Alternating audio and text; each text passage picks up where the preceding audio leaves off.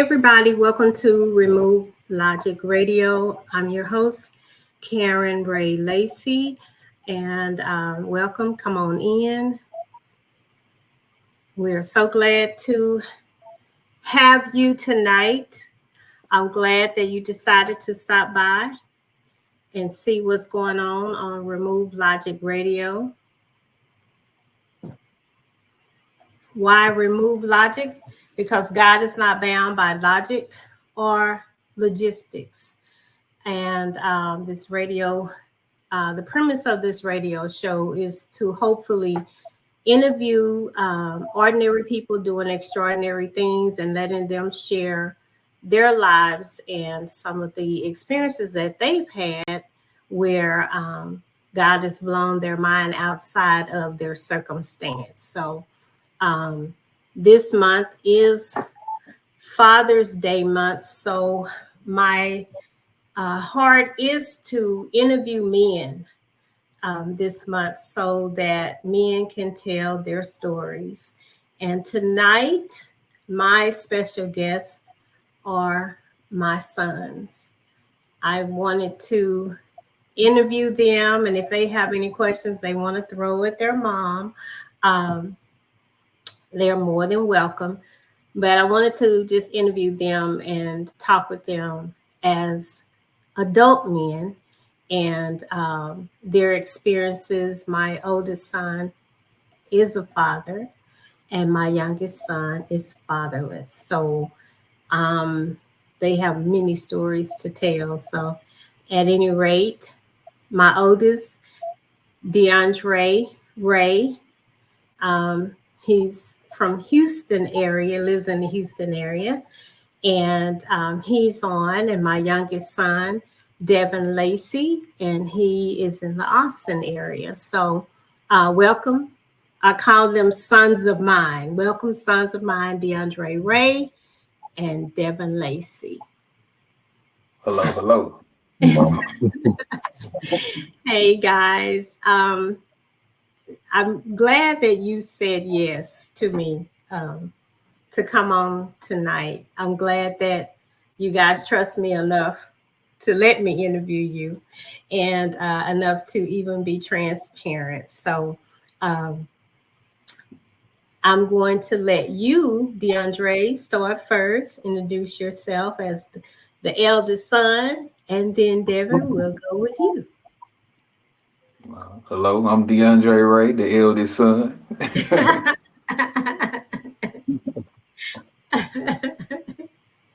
Devin? I'm Devin. I'm the youngest son, as Mama mentioned. Yeah, these, I'm trying to get this right. There we go. These are my sons. These are my sons. DeAndre, I wanted to just ask you, let's just ask you a question. You're the father. So happy Father's Day to you. Happy Father's Day month to you. So tell me what it's like being a father. What is it like being a father? Yeah. Oh man, it's a beautiful thing. I can say that. It is because I mean, when I see my son, it just makes me happy to just see him, no matter what's going on.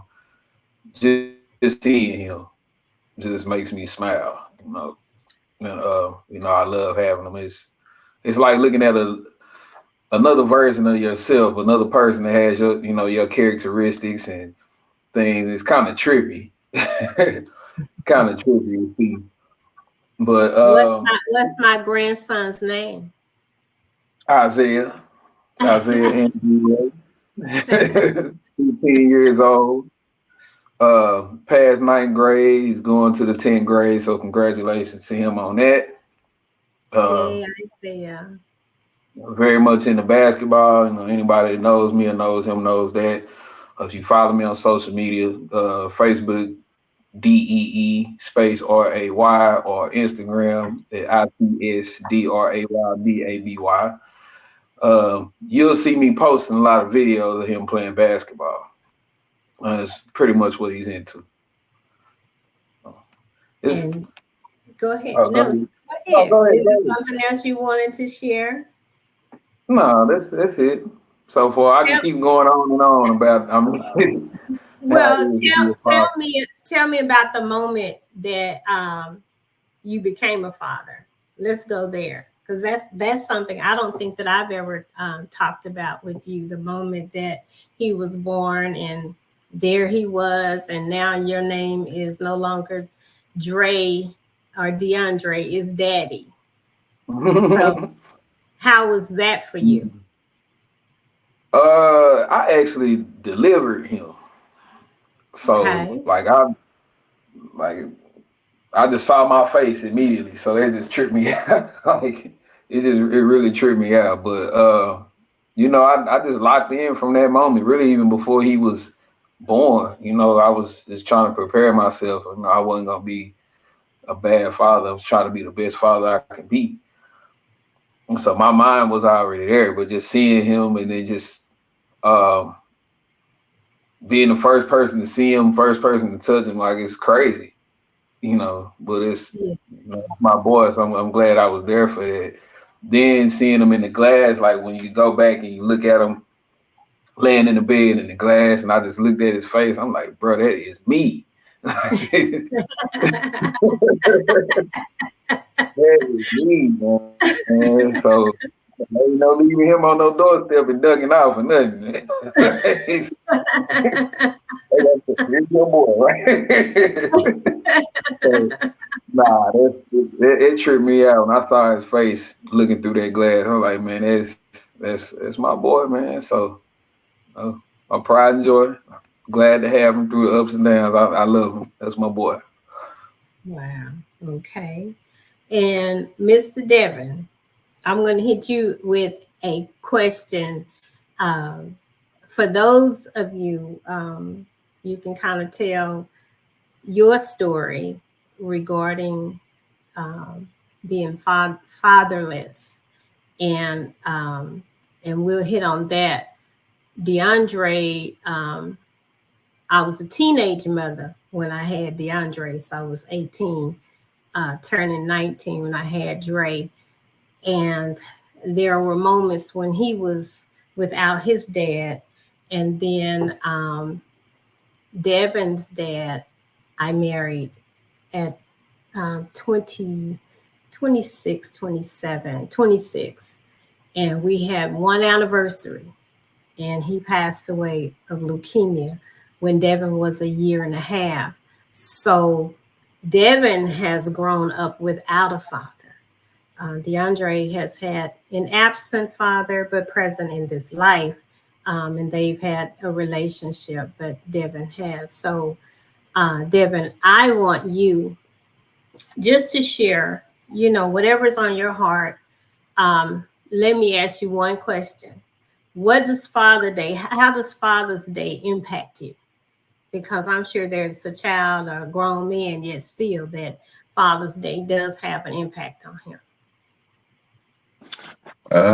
Honestly, it doesn't impact me at all. I don't really think about it. I'm just, thankful. I'm thankful, for the men that have come, tried to pour into my life at some point. So there's a time for me to reflect in, and then just be thankful that, I have my brother. I can always look at him and have him as a reference. That's always been important to me growing up without my father. I was telling DeAndre when he was here last time, here in Austin, I'm thankful that he was a good role model. Like he wasn't. We had the opportunity to be in the streets and to be whatever, but that life was really served to us, but we denied it. So I'm glad he showed me, how to be cool without selling drugs and, just, being too egregious out here, So I'm very thankful that he was able to show me some steps along the way. I think it's interesting that he was able to always be himself, and without having a father, we really don't know ourselves. So I mean, I think that's admirable of him to just keep the course. And I think that's something I really just keep at heart. I just take the time to reflect on that, and also to be thankful for you, Mama. Just holding it down, man. And we used to joke. Me and Dre used to always call you and say Happy Father's Day. So yeah. So I mean, and even taking it back to Dre, we 9 years apart. So Yeah. I'm glad as I get old, I'm glad he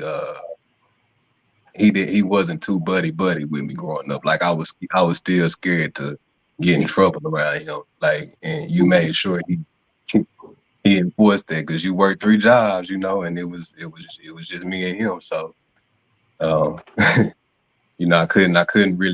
couldn't do a lot around him, because he was gonna tear down on me too. So it wasn't like he was, just passive. I always want to make sure I kept some morale about myself when I'm around my brother.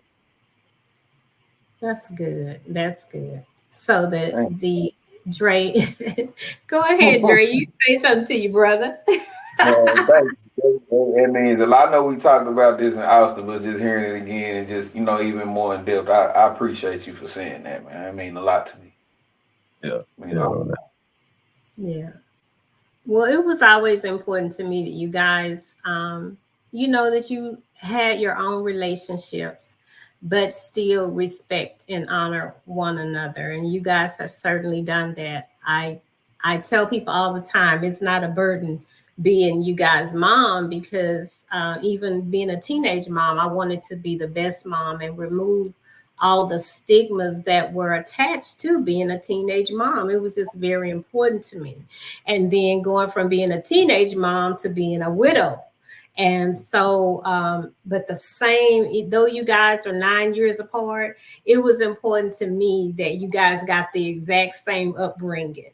So I wasn't as strict on one as I was the other. It all balanced out, and I know you guys sit up and talk about your mom and say how I held, whenever I put you guys on punishment, you stayed on punishment to the last day. So, so if it was 30 days, you 30 days. You did not go to 29. So, but you guys have made me very proud. But I know, as boys, and I'm looking at you now as adult men, but the times when you were little boys, were there ever moments where you looked around, and Devin, I have a moment that I can share many with you, Dre, where you may have looked around and said, where's my dad? Where you saw other guys, other boys with their dads. Was there ever a moment where you had to deal with that as a little boy?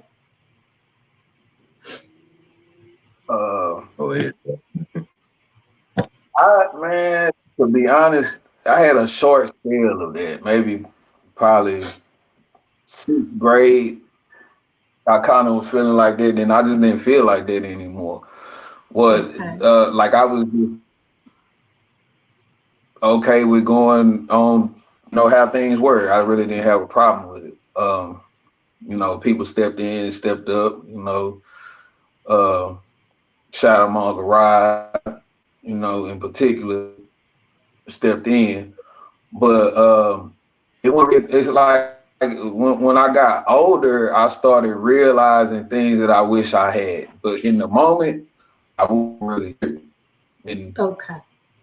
You held it down. So it's like I don't know how to describe it. But that's like father around for this, or it would have helped if he was around with this, or especially or you really start noticing it, when you actually become a father, the things that you wish you had. Okay. It's like, are you gonna step up and do that, or are you gonna, run from it? So I try to just, step up and Uh-oh, we lost Dre. Devin, you still there? Yeah, I'm here. Okay. I'm going to call him, but you can go ahead and just kind of talk about maybe moments when you were a little boy where you really realized, I know, when you came to the reality that dad's not here. So, Yes, similar to what DeAndre was saying. I didn't really realize it when I was younger.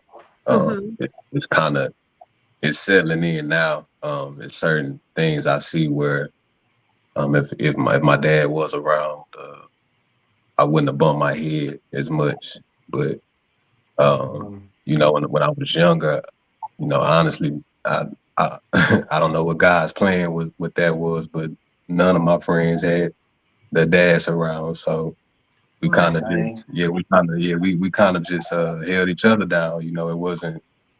Uh, it wasn't like we was just searching for that. But like I said, when I got old, I started to realize, okay, this is why that's important. Um, so yeah, I really, like DeAndre was mentioned, it didn't really hit me till a little bit later on. Okay. Yeah. Okay.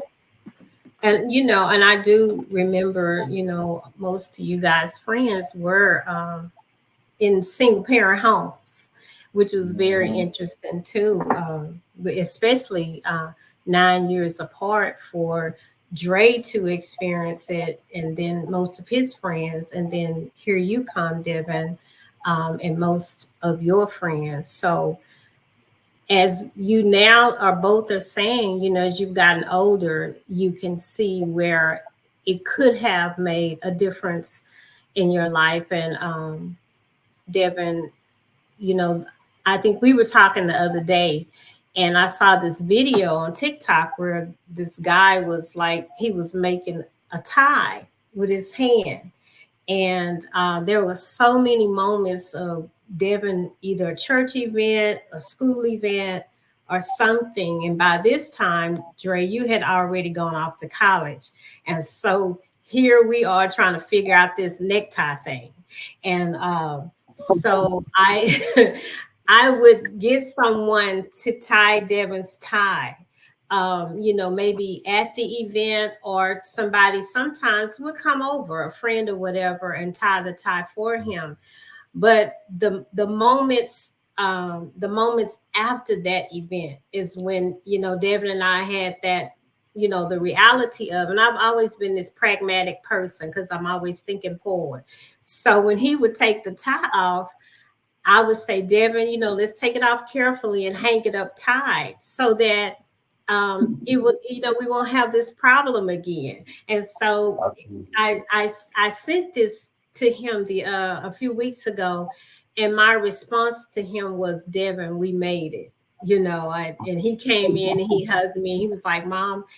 And, I said, that was just a moment. It was a lot of little things to me that I kind of did to, hey, circumvent. So next time we don't have to do this. But tying that tie, and then we would carefully take it off of his head, and then we would hang it up tied. And so that it so we would have to either look for somebody to come, but we would have it already prepared. And what did you say, Devin, when I sent that to you? Yeah, I still had them ties. I mean, to this day, in my closet, still tied up from when somebody helped me at Yeah. 11, 12 years old. Because I mean, I'm a small guy, so I haven't grown very much, so I can still wear them. But yeah, it's still to this day. That's probably over 20 years now. Yeah, yeah. It's just crazy, but it was a lot of moments like that, just little things.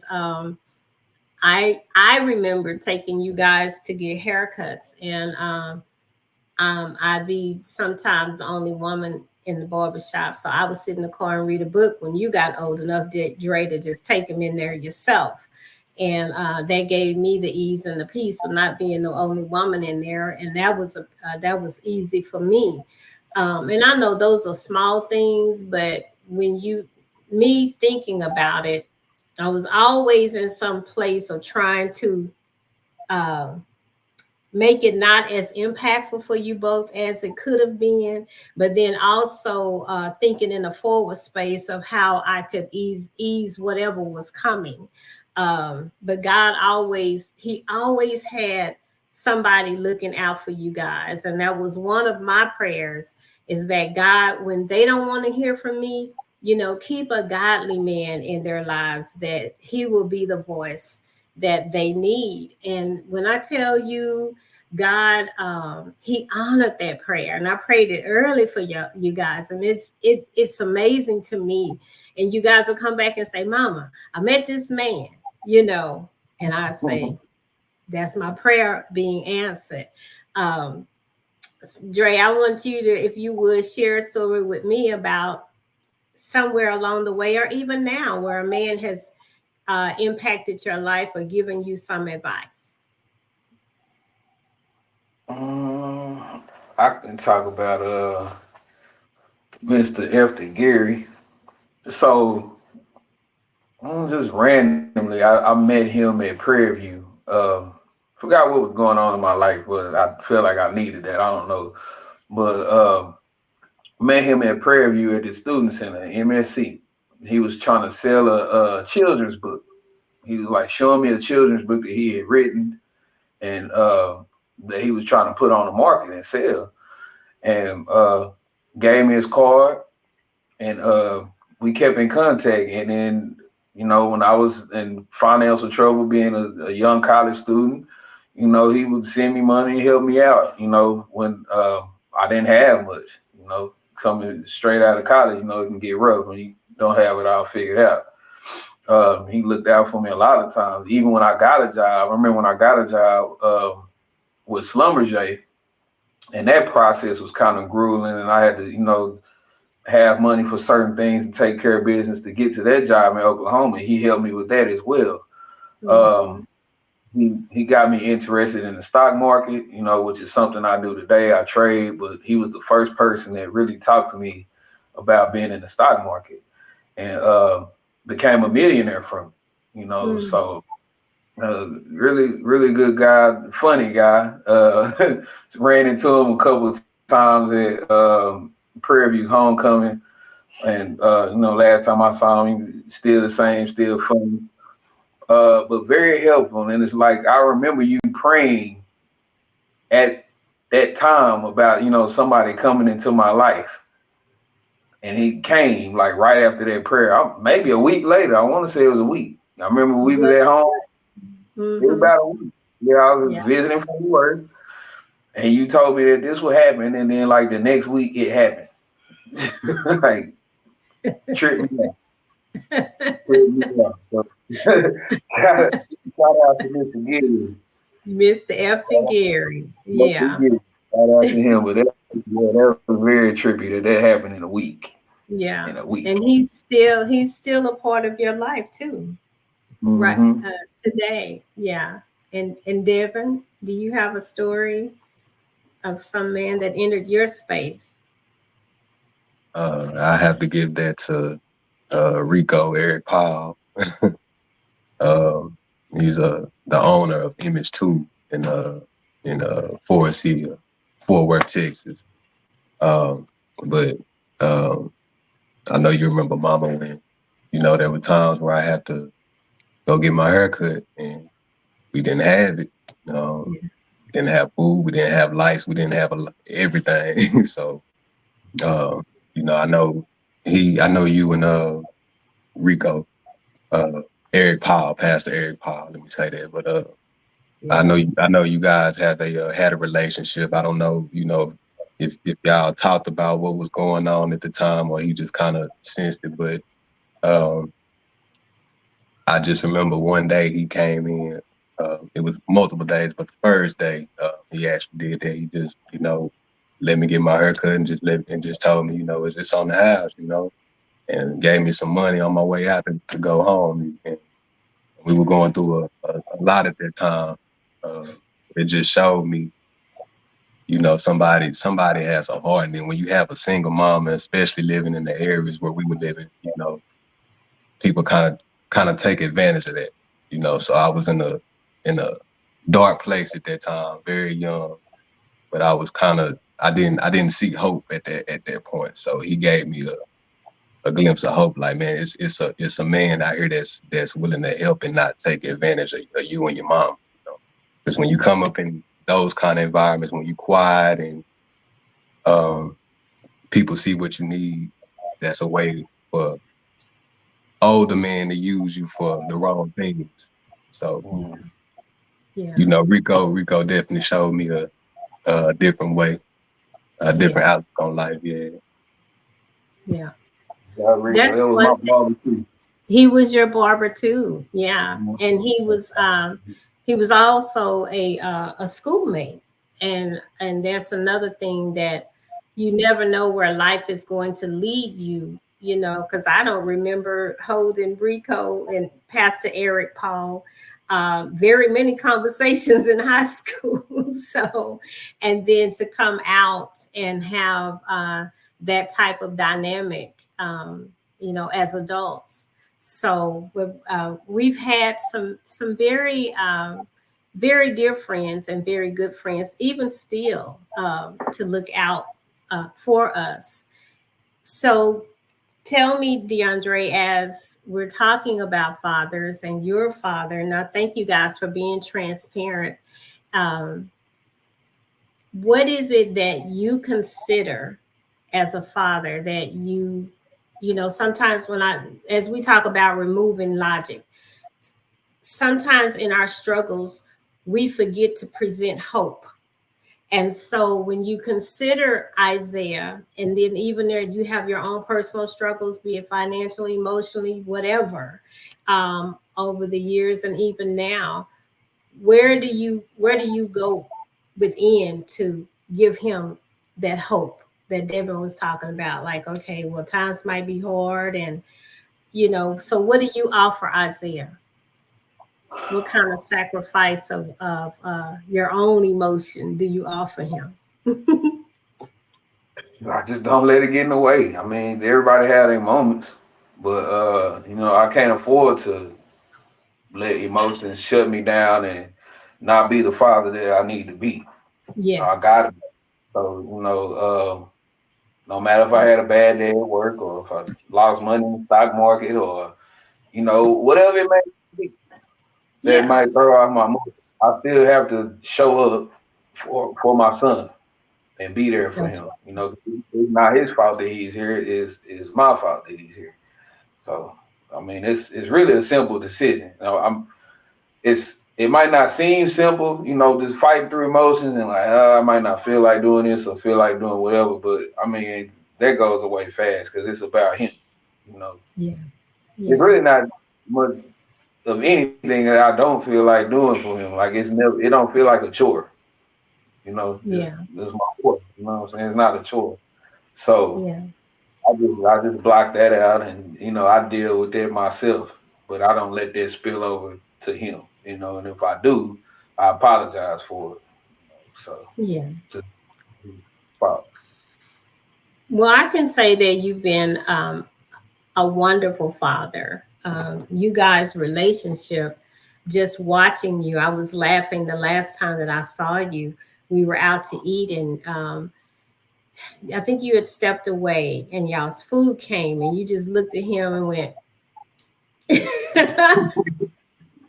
I just laughed. I was like, he's such a dad. You know, you just pointed and he got up and went and did, you know, got your order. You were waiting on the order, but you had stepped away.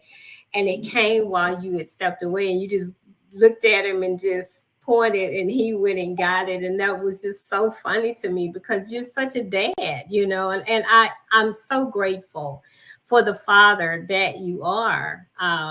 And I say that to you all the time, but to, you know, publicly say it, you're an amazing dad, and you are a present dad, and that is very important. That even your being present breaks cycles. You know, it breaks generational things that could have been in our family because of the dynamic of how you guys came up. You know, you could have just carried on some of that instability, but you have carried, like you said, you go within yourself, and it's not even a hard decision to make, that you are a daddy and you are a present daddy. And so I say thank you for that. It does my heart good to see you be present, and not, not complain. You just get up and do. Just get up and do. And that's a wonderful thing. It's a wonderful thing. So I just appreciate you for that. And the stories that you guys have told me about, even just not on here, but just how your life could have been. And you're right, being in a home where there is no father, how you guys could have turned out. And I say thank you, because logically, removing logically, single parent household, no father, oftentimes the thought is that the sons are just, out there, and disrespectful, disobedient. And I can honestly say that you guys, I don't have those problems. And even as adult men, you're very respectful to me. But one thing that I can say is that you're a good product in the earth, and you have balanced yourselves in a way that, I know that you will make a great impact, being a father and being fathers, and just impacting, others the way that you guys do. So I'm grateful for who you are. Devin, for you, tell me, what do you think about being a dad? I always tease him and say, hey, you're going to have 2 kids because God showed me 2 kids. And like, Mom, I'm not even getting married. But do you even think about it? Do you think about it? Yeah, I do. I think about it. Not too much, but I think about it. If it does happen, I just want to be prepared. If it does happen, I just worry about being a good father without actually having my own. So I just that part kind of shakes me up a little bit. I don't think about it too much. You don't. Well, and like I said, I always tell him, Devin, you're going to have a son and a daughter, because that's what God has shown me. But he just laughs at me like, Mama, I don't know about that. I don't know about that. And like Drake said, whenever you prophesy something, it does. It does transpire. So that's the scary part. So that's why I said I just have to prepare my mind. I mean, and even being fatherless, that you don't think about the future. Everything is right now. yeah. I mean, like you asked earlier, did we think about being fatherless when we was younger? I mean, you don't really have time to. That's the reality, and then you gotta just deal with it. And ironically, I'm kind of thankful that I'm thankful for how we grew up, because it made us stronger. So I look now, and a lot of men that grew up with father, like, man, who raised y'all, But so I'm just thankful for it. It says a lot about your character, Mama, But going back into that now, I look for the future, because like I mentioned earlier, that's reasons why I kind of think about, okay, what would my dad do, because I'm thinking about, okay, what if God puts a family in my own family in my life? What if he opens these certain doors? I have to be prepared to navigate in that arena. So it does, it shakes me up a little bit, but I feel like, as long as I'm walking with God, I'll be all right. Yeah. So you feel prepared, and you got a good example in your brother, about being a dad. One of the things with Father's Day coming, you guys said that I asked you, how do you feel about Father's Day? And Devin, specifically, I asked you, and you said it doesn't impact you. But even as a man now, I know you said that you have moments now that It does. So what is it? What specifically, when you look now from the eyes of Devin Lacey, what specifically does Father's Day mean to you? Uh, it's like I said, just to be thankful for the examples you have in your life now. I mean, it's always room to grow. So I mean, even now at 32, it's so much I have to learn. Yeah. I mean, I just try to just definitely just be thankful for my brother, like you mentioned. The people that I have around me, my cousins that are great fathers, and then just take the time to really reflect and reach out to some people that did try to help me when I was young, and I didn't grasp it then. I didn't understand what was why, but now it really resonates. So I understand. So I just take that time to really just reach out to those people and give them their flowers. Yeah. And be thankful. Yeah, and like I said, be thankful. Even though I said that jokingly, we used to thank you for tell you Happy Father's Day, but I'm just thankful that you showed us a lot of things. I feel like you groomed me and DeAndre to be the man that the men that you respect, that you would want us to see us be. So I'm just thankful that you just filled that void. I never really, when I was young, I didn't feel like, man, where's my dad? Where's my dad? Where's my dad? But I think a lot of that is because you just gave us so much love. I come from a lot of my friends don't have that. So yeah, when I go visit them and spend the night at their house, it makes me grateful. Wow. Okay. Dre, anything you want to say or something he hit on in that conversation? I mean, as far as what Father's Day means. Yeah, or just something that he may have hit on, or perspectively for you, just father. I know just the subject of a father, not necessarily just what it means to you. Nah, he pretty much hit everything he need to hit. Why you trying to be short on words? You always got something to say. I'm not really sure. I don't know. I don't want to force to say anything. But he Well, hit a I lot. know. He hit a lot of And points. okay, well, I just want to give you your time if it's something you want to say. Is it something you guys want to ask your mom? Yeah. You have You something? gonna go first? Uh-oh. I'm You could, scared man. now. Uh-oh. Nah, I mean, just how was it raising uh two boys on your own? I mean, like you mentioned out earlier, we being in a single parent home, there's a lot of you just labeled as a statistic. So, me and DeAndre never been to prison.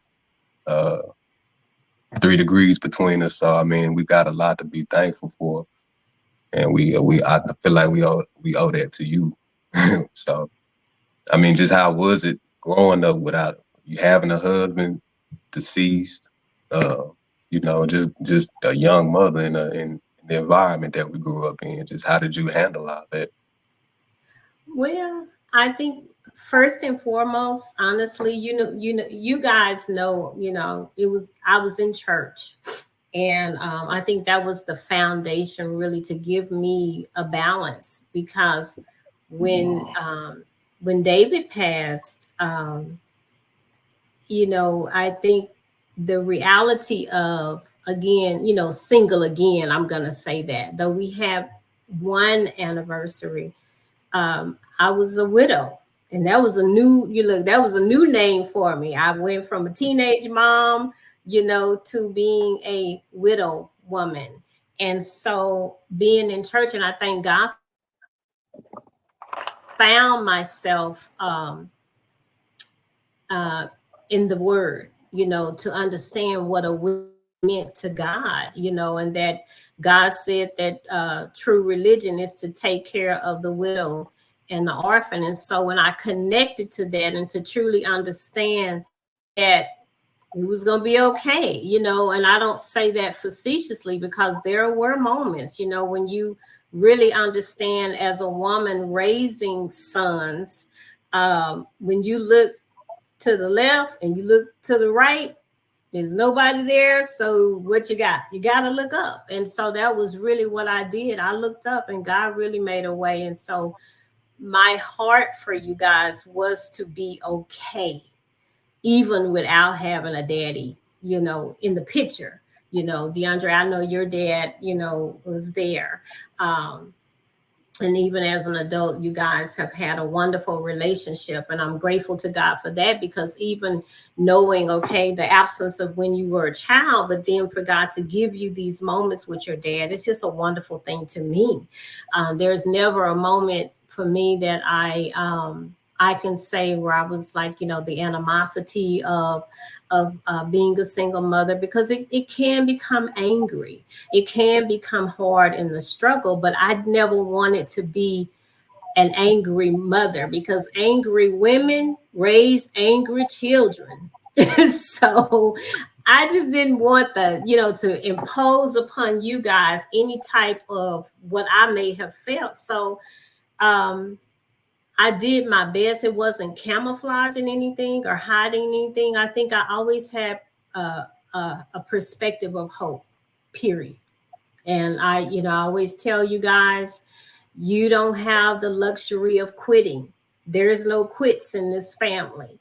And so I never quit, and I didn't allow you guys to quit, not even on yourselves. And so my response to our lives is, what Daddy didn't do, Jesus did. And that's honestly how I felt about it. So that's how I made it, Mr. David. Dre, what you got? What you got? I'm not scared. Come on, what you got? Man, I don't really know what to ask. I can't see your face. Okay. I can't see your face. You got to put your face in the camera. Okay. I'm trying to sit in a good position. So okay. I got the phone ways, but I don't know, man. I really don't know what to ask. I mean, what I can say, it's like I didn't notice any of the struggles or the, just I didn't notice any of it. Like I ain't never noticed when we didn't have money. I wasn't tripping on just my father not being around. Like you really held it down. So like it's just, I don't feel like we missed a lot. Like we really was blessed. And I think back now, I always say Fort Worth is very churchy, but like how we grew up, it helped us being in the church. It was like it's a great decision, because it's either churches or it's games. Like it really ain't no in between. So just keeping us in the church was a good idea, and I think it helped shape and mold us to who we are, and kept us out of a lot of trouble. So I think you just did a very good job, and I thank you. I really do. Thank you. Thank both of you guys. Thank you. We didn't miss a beat. We really did not miss a beat.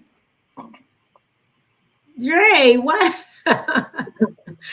No, we trying to make me cry. Man, like I don't know how else to explain it. Like I didn't feel, like I said, as I get older, it's just certain things like, dang, if I had a dad around for this, I might think differently about this, or I might could ask about this, or just, I have my moments, but just as far as how I came up, we did not miss a beat. That's good to hear. Thank you. Thank you. I really can't say anything but thank you. Devin, I don't know where your light went in your room, but I see half of your little happy face. But but honestly, I know our time is about to wind up, but I appreciate you guys. I appreciate the men that you are. that you've come through. And like I said to Devin the other day, we made it. And I give all of the glory to God. And I thank God for the fact that, yeah, we were in church, and I know I was dragging y'all from point A to point B to go to church. And, sometimes, yeah, you wanted to go, and sometimes, no, you didn't. But I'm glad that you got what you got when we did go. And that really, the character of who you are is so important to me. Now, there is a poem that I used to read to you guys, and it's called If by Rudyard Kipling. And so mothers and fathers, if you haven't read that poem, it is about when all is breaking out and everything is crazy around you, that you keep your head about you.